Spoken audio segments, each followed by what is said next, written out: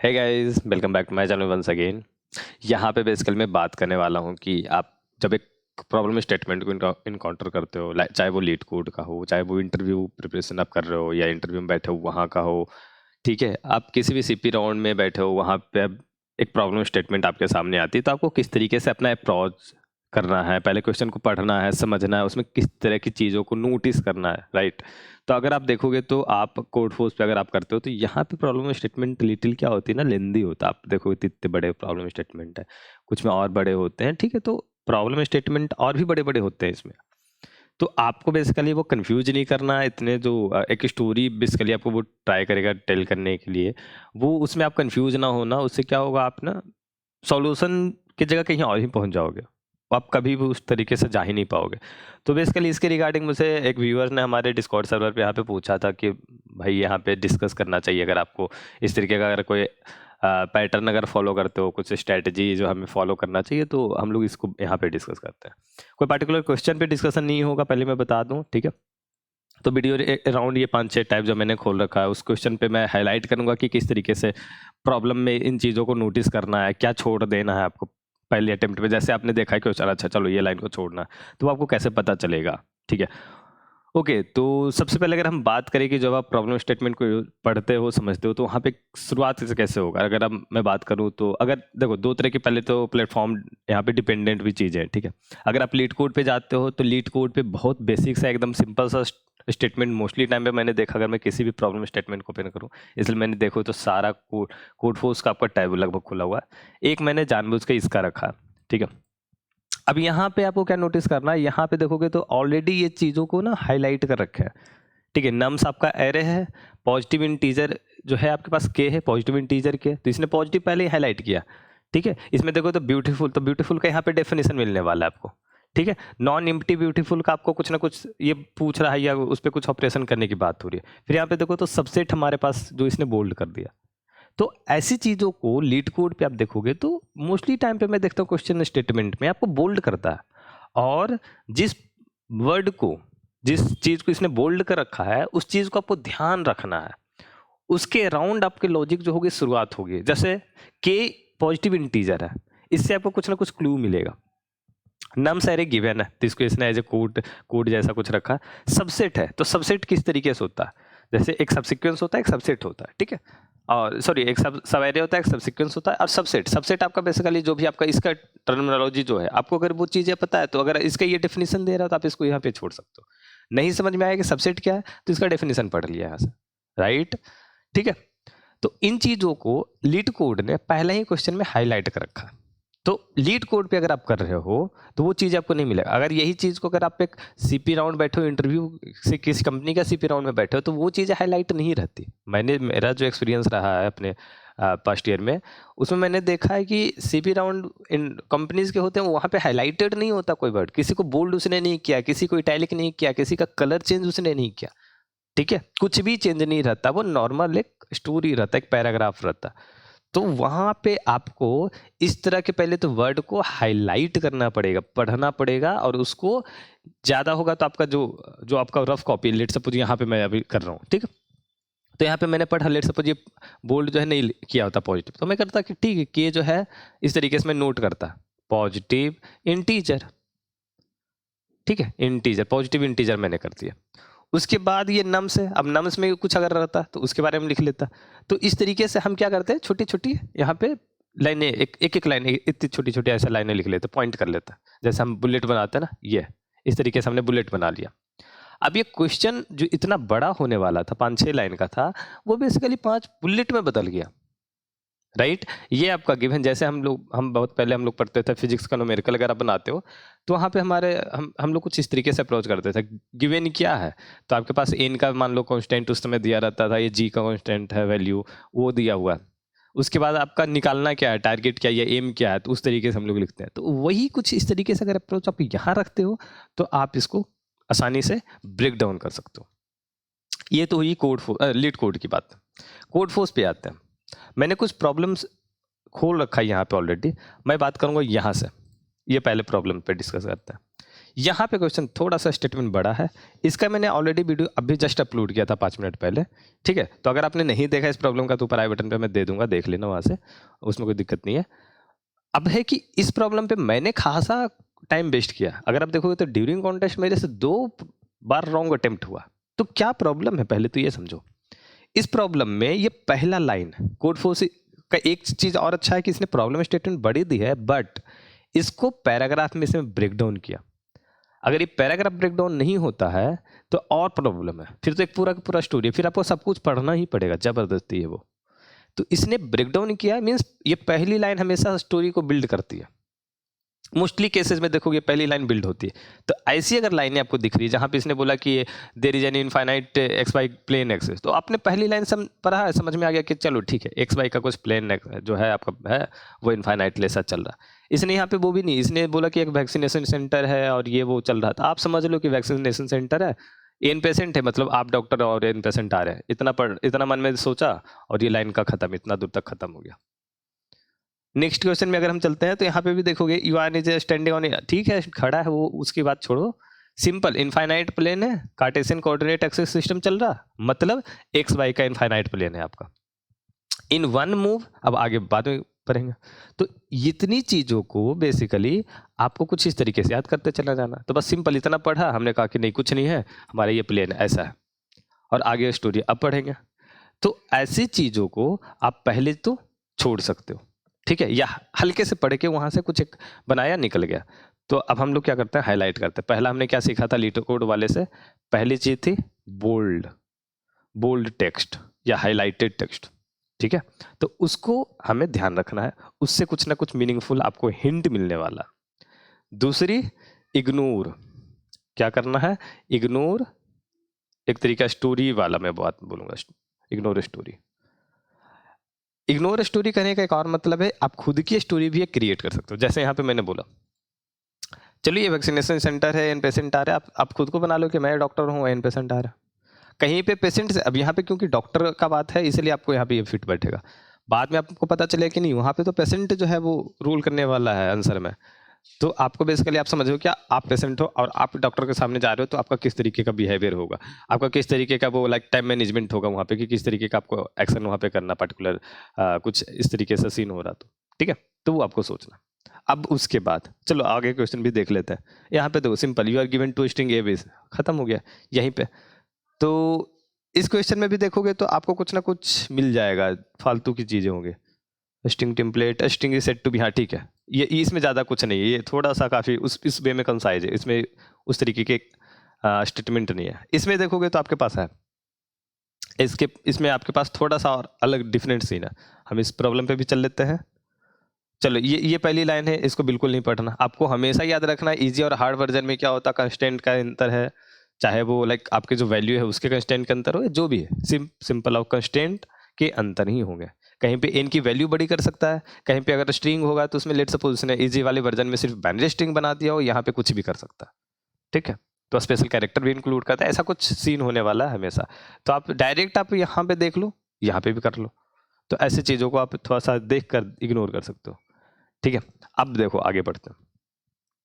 अब आगे क्योंकि आपको जो है प्रॉब्लम पता नहीं है कि, चलो पहली लाइन तो छोड़ी हमने, दूसरी लाइन से हमें पता नहीं कि अब करना क्या है इसमें, तो आपको पढ़ते जाना है। और जैसे मैंने पिछले बार में बोला, आपको नोट्स लेना है, छोटे छोटे पॉइंट के नोट्स लेना है। अब यहाँ पे मैं बता दूं, यहाँ पे बहुत टाइम आपको रहेगा, सिर्फ प्लेन टेक्स्ट है, कुछ पॉइंट पे इसमें कुछ हाईलाइटेड भी मिल सकता है, बहुत रेयरली। मैंने ट्राई किया खोजने का, आप देखो इस क्वेश्चन एक मिला है जो मुझे, ठीक है, और भी बहुत सारे होंगे, तो आपको कुछ चीज़ों में ये हाईलाइट जैसा कुछ मिलेगा, और नहीं बाकी में नहीं हाईलाइट है तो कोई प्रॉब्लम नहीं है, हाईलाइट हम खुद करेंगे। तो जैसे इस क्वेश्चन में अगर आप देखो तो ए और बी स्ट्रिंग है जो लोअर केस है, तो सिंपल इस चीज़ को आपको ध्यान रखना है कि स्ट्रिंग जो है सिर्फ लोअर केस से बना हुआ, ठीक है, और बाकी आगे के डेफिनेशन। तो ऐसे चीज़ों को मुझे ध्यान रखना, तो यही मैं बोल्ड टेक्स्ट वाला भी हो गया। उसके बाद पूरा स्टोरी पढ़ लिया, लास्ट में आप देखोगे तो आपको यहाँ पे कुछ इस तरीके का डेफिनेशन हो सकता है, सबसीक्वेंस क्या है, पैलिंड्रोम क्या है, ठीक है, लेकिन सबसेट क्या है, इस तरीके का आपको जो डेफिनेशन है, जो कॉमन टर्म होते हैं वो यूज करके यहाँ पे डेफिनेशन आपको 1-2 लाइन और एक्स्ट्रा आपको मिल जाएगा, राइट। इन सम केसेस की आपको यहाँ पे, जैसे कि लेट सपोज यहाँ पे नहीं है, कुछ केसेस में आपको क्या मिलेंगे, यहाँ पे लास्ट में आपको, ठीक है, इसके बाद आपको मिलेंगे एक पूरा का पूरा एग्जाम्पल आपको दिया जाएगा। तो अगर क्वेश्चन आपको समझ में आता है तो आप उस हिसाब से देख लो कि आपका आंसर ये सही मैच कर रहा है कि नहीं, आपको समझ में आ गया। नहीं तो उस एग्जाम्पल आपको यहाँ पे बिल्कुल सटीक चीज है जो आपको समझाएगा क्वेश्चन को, ठीक है। तो मैं बोलूंगा इसमें थर्ड पॉइंट जो होगा, इसको इग्नोर नहीं करना, इसको ध्यान देना है। तो यहां पे मैं बोलूंगा एग्जाम्पल को आपको ध्यान देना, एग्जाम्पल एक्सप्लेनेशन। ये कभी कभी आपको क्वेश्चन स्टेटमेंट के सबसे लास्ट में होगा, ये क्वेश्चन स्टेटमेंट के यहाँ लास्ट इनपुट के पहले होगा, या तो मेनी टाइम आपको हमेशा यहाँ पे मिलेगा। तो यहाँ पे कुछ चीजें आपको मिल जाती है, जैसे इसने क्या बोला है कि ठीक है थर्ड पिक्चर को देखो और इसका फर्स्ट टेस्ट केस क्लियर है, तो आप देखो पिक्टोरियल वे में आपको कहीं ना कहीं ये एक्सप्लेन कर रखा है। तो ये चीजें आपको ध्यान देनी है, इसको छोड़ना नहीं है। अभी तक हमने बात किया है कि इसको छोड़ना है, अब है कि इसको ध्यान देना है। ये है आपका लीव, मैं लिखता हूं यहाँ पे, ठीक है, इसको भी नहीं, ये आपको बेसिकली है, इसको मैं बोलूंगा लीव, इसको इग्नोर करना है, इसको ध्यान देना, आपको ध्यान देना, इसको नोटिस करना, ये बेसिकली इस तरीके से चीजें, ठीक है।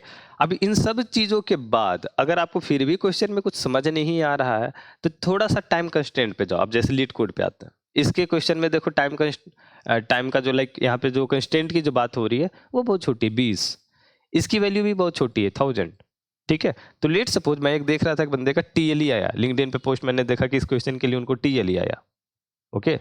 तो आप अब टीएलई आ रहा है तो आपको ऑप्टिमाइज करना, अब ऑप्टिमाइज करने के लिए आपको कंस्ट्रेंट फिर से देखना। पहले अटेम्प्ट में ये हो सकता है कि आपको क्वेश्चन ही कुछ समझ नहीं आ रहा, तो आप इसको देखो 20 देखने के बाद पता चलता है कि नहीं यार ये तो बहुत छोटा है, इस पे हम अपना वर्स्ट टू वर्स्ट एल्गोरिदम भी होगा वो भी शायद रन कर पाए। तो ट्राई करो उस पर, पहले उसी लॉजिक पे ट्राई करो, कुछ ना कुछ आपको हिंट मिल जाएगा वहां से, और आप जो हिंट मिला उसी के साथ बढ़ जाओ, ठीक है। कभी कभी आपको लगे कि ये प्रूफ इसका नहीं मिला, अगर आप पूरे ब्लैंक हो, उसके साथ आपको बीच में एक छोटी सी लॉजिक, एक छोटी सी बोलते हैं ना, एक किरण आपको मिल रही है कि नहीं यार शायद ऐसा कुछ हो सकता है, तो आप बिल्कुल ही ब्लैंक बैठे हो, उससे अच्छा कि उस लॉजिक के साथ बढ़ो और उसके साथ ट्राई करो। एक अटेम्प्ट रॉन्ग होगा, फिर से सोचो कुछ तो गलत हुआ यहाँ पे, कुछ तो मिस कर रहा हूं मैं। तो आप पूरे ब्लैंक के साथ, जीरो करने के साथ आप ट्राई अगर करोगे, इसको ट्राई करोगे तो आप हमेशा जाओगे सही ना सही डायरेक्शन में।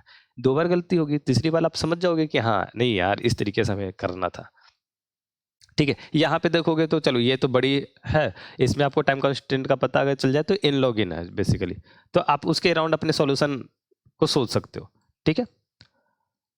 इसमें अगर हम बात करें तो इसमें भी ये जो है -10⁸ से 10⁸, ये भी आप आसानी से इसमें इस चीज़ों को कर सकते हो। लाइक यहाँ से हमें, ठीक है, बेसिकली टाइम कॉम्प्लेक्सिटी का पता चल जाता है, तो वहाँ से हम लोग चीज़ों को एनालाइज कर सकते हैं। इसमें कुछ खासा आपको एनालाइज नहीं होगा, लेकिन जहाँ टाइम कंस्टेंट छोटे हैं और आपको बिल्कुल ही समझ नहीं आ रहा है जैसे इसमें भी, तब इसमें वर्स्ट केस का आप ब्रूट फोर्स वाला टाइप का लगा लो। ब्रूट फोर्स जब आप उसका मैथ यहाँ पे कर रहे होगे ना, जब आप मैथ उसका यहाँ पे कर रहे होगे ऐसे ऐसे ऐसे, तब आपको बेसिकली पॉइंट नोट होना शुरू होगा कि यार ये वाली चीज़ तो मैं समझ नहीं रहा था क्वेश्चन में, ओके तो ये चीज़ हो रहा, उसके बाद आप कोड कर लो। तो ऐसी चीज़ों को आपको ध्यान रखना है। बोल्ड टेक्स्ट जो होंगे उनका से स्पेशल मीनिंग होगा, इग्नोर स्टोरी, ठीक है, आप खुद की एक स्टोरी बना लो, रख लो। एग्जाम्पल एक्सप्लेनेशन जो होगा उसको ढंग से याद रखो। और फोर्थ में बताऊंगा यहाँ पे कंस्ट्रेंट पे आप ध्यान दो। और इन सब के साथ कुछ कॉमन से टर्म होते हैं, ठीक है, उनका डेफिनेशन जो है जैसे मैं पहले भी बताया, तो उसको आपको इग्नोर करना। उसके लिए मैंने एक वीडियो ऑलरेडी पहले बनाया था, ये terminology to understand programming question, तो उसका लिंक ऊपर मैं आपको आई बटन पे दे दूंगा, ठीक है, वहाँ पे देखना। तो ऐसे जो भी टर्म होंगे, सब सिक्वेंस है, मैक्स है, ये सब जो आपको टर्म बार बार आते रहते हैं, उसको आप थोड़ा सा, आपको अगर आप करते हो तो आपको ध्यान रहेगा, ठीक है। तो वो चीज़ों के लिए आपको फिर से पढ़ने या समझने और उसमें कंफ्यूज होने की दिक्कत नहीं है। और कुछ खास इम्पोर्ट मतलब एक्स्ट्रा नहीं करते हैं क्वेश्चन में, कुछ खास एक्स्ट्रा नहीं होता, बस यही सब चीज़ों को लेकर आगे बढ़ते हैं, बिल्ड करते हैं अपने लॉजिक को। और जहाँ पे भी डाउट हो एक बार आके फिर से क्वेश्चन को रिपीट कर लो कि यही तो कर रहा है ना, यही क्वेश्चन तो आपसे पूछ रहा है ना, ठीक है। तो कई बार क्वेश्चन को मल्टीपल टाइम भी पढ़ना पड़ता है, तो इस चीज़ को भी हम यहाँ पे ऐड करेंगे। Read question multiple time. ये तब होगा जब बेसिकली आपको क्वेश्चन ज़्यादा कुछ समझ में आया नहीं पहली बार में, तो उस टाइम पे ये सब चीज़ों को आपको स्टोरी को भी मैं बोलूँगा कि थोड़ा सा पढ़ लो, क्योंकि आपको क्वेश्चन बिल्कुल ही समझ नहीं आया, बिल्कुल हवा नहीं लगा, तब आपको ऐसे क्वेश्चन को इन सबको हटाओ और ये 5वां तरीका वहाँ पे बिल्कुल ही सही जाएगा फिर। ठीक है, तो ऐसे क्वेश्चन को आप ट्राई करो, स्टार्ट करो और उसके बाद आपका लॉजिक बिल्ड होना शुरू होगा। और लॉजिक भी बिल्ड उसी के हिसाब से होगा, तो उसमें बोल्ड टेक्स्ट आपका बहुत ज़्यादा इंपॉर्टेंस। मेरा जो एक्सपीरियंस है, हर एक क्वेश्चन में मैं बोल्ड टेक्स्ट के हिसाब से बढ़ता हूँ जब मुझे समझ नहीं आता। तो कहीं कहीं तो आपको सिंपल, एक तो ठीक है, एक 5वां के बाद एक 6ठा में बोलूँगा कि टारगेट को, जो आपका पूछ रहा ना, टारगेट पे फोकस करो, या मैं बोलूँगा एम, इसको मैं बोलूँगा एम ऑफ क्वेश्चन, इस पे फोकस करो। लाइक अभी ये करना क्या मैं चाह रहा हूँ, जैसे कि क्वेश्चन में पूछ रहा कहीं पे मिनिमम या कहीं पे पूछ रहा मैक्सिमम, अब सोचो कि मिनिमम कैसे मिलेगा। जैसे मैं वैक्सीनेशन का जस्ट रिसेंटली अभी स्टार्ट वीडियो जो बना रहा था, ठीक है, ओके, हाँ, यहाँ पे इसने पूछा मिनिमम बकेट, तो मिनिमम बकेट मिल रहा था जहाँ पे एक बकेट से मैक्सिमम लोगों को हम ट्रीट कर रहे थे। ठीक है, इस क्वेश्चन को पढ़ना, एक बकेट से मैक्सिमम। अब सिंपल सी लॉजिक ये करती है, आपका ये खुद मन कहेगा कि यार कम से कम ना, हमारे पास कुछ फ्रूट है, उसको कम से कम बकेट में मुझे अरेंज करना है, तो क्या करोगे, एक बकेट में जितना मैक्सिमम रखा सकता है, जितना उसमें ऐड हो सकता है, जितना हम रख सकते हैं उतना तक हम रखेंगे, उसकी फुल कैपेसिटी यूज करेंगे बेसिकली। तो एक तरीके का ग्रीडली अप्रोच, इस तरीके से हम चलेंगे तो हम मिनिमम बकेट को रीच कर पाएंगे, उसके अलावा कोई ऑप्शन नहीं है। तो ऐसे चीज़ों को आपका, ऐसे जो आपका क्वेश्चन का जो रिक्वायरमेंट है, उसको ध्यान रखते हुए भी आगे बढ़ना है। ठीक है, और बहुत ज़्यादा कुछ नहीं है, मैं इस पर ज़्यादा और एक्स्ट्रा नहीं बोलूँगा। इन 5-6 पॉइंटों को एक्स्ट्रा आपको जो है बेसिकली ध्यान रखना है। और आप बोलोगे कि आप ध्यान रखते हो, तो बेसिकली नहीं। अब क्योंकि मेरी इतनी हैबिट हो गई, मैं जो क्वेश्चन करता हूँ तो मेरी वो स्पेशल लाइक जो आँख है वो सिंपली इस चीज़ों को इग्नोर कर देगा, इस चीज़ को वो पकड़ लेगा, इस चीज़ को मेरा जो है वो लाया, मैंने यहाँ पे लिख लिया, तो वो मेरी हैबिट बन गई है। अब मुझे स्पेशल इसके लिए ध्यान देना नहीं पड़ता। ठीक है, ओके, तो इस वीडियो में इतना ही रखते हैं, एंड आई होप कि आपका डाउट क्लियर हो गया होगा अनकन्फ्यूजी। ठीक है, अगर आपको समझ में आ गया है तो आप कर सकते हो, यहाँ पे आप कमेंट में बता देना मुझे। एंड और कुछ भी आपके अपने जो स्ट्रेटेजी हैं, तो मैं नहीं बोलूँगा कि उनको आप छोड़ दो, इसी स्ट्रेटेजी को फॉलो करो, नहीं, आपका खुद का स्ट्रेटेजी जो होगा किसी दूसरे के बताया स्ट्रेटेजी से सबसे ज़्यादा बढ़िया होगा, क्योंकि आप उसके हिसाब से ढले हुए हो। ठीक है, ये मेरा स्ट्रेटजी है, मैं कुछ इस तरीके से अपना फॉलो करता हूँ, बस ये कहना चाह रहा था मैं। ओके, तो इस वीडियो को इतना ही पे ख़त्म करते हैं। बाकी सारे लिंक्स जो हैं वो आपको नीचे डिस्क्रिप्शन बॉक्स में दे रखे हैं मैंने। अगर कोई स्पेशल आपको कुछ डाउट, कुछ डिस्कशन आपको करना है मेरे साथ, तो आप मेरे साथ यहाँ पे टॉपमेट पे इंटरेक्ट कर सकते हो। एंड अगर आप देखो तो कॉस्ट बेसिकली बहुत ज़्यादा कम रखा है मैंने, काफ़ी लोग इंटरेक्ट कर चुके हैं ऑलरेडी, 18+ बुकिंग है, और रिसेंटली मैंने इसको 1-2 महीने पहले शुरू किया है। तो आप अपना डाउट जो है यहाँ पे मेरे साथ बांट सकते हो, डिस्कस कर सकते हो। ठीक है, ओके, तो मिलते हैं अगली वीडियो में। Till now, bye.